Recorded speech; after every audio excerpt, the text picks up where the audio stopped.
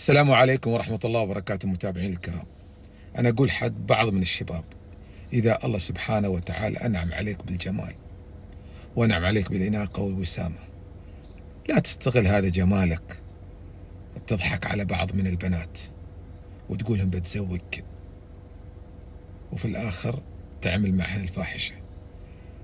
إذا تبى تتزوجها عندها بيت وعندها أهل، اطرق بابها. إذا صحيح نيتك صحيحة، تروح تتفاخر مع زملائك: أنا فعلت كذا وفعلت كذا وفعلت كذا وفعلت كذا، وتقول لهم أنا ما ممكن أتزوج وحدة خانت. لا يمكن، أنت خاين، هي خاينة وأنت خاين.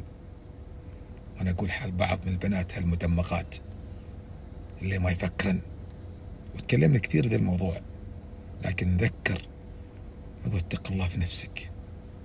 أمك وأبوك راسلينك للدراسة للعلم، ترفعوا راسها تتخرجي، ما تروح يقص عليك واحد بس عاد فيه شوية جمال قلت بس هو هذا زوج المستقبل. زوج المستقبل يعرف بيتك. نسأل الله سبحانه وتعالى أن يستر علينا ويستر على أولادنا. قولوا آمين يا جماعة. بارك الله فيكم.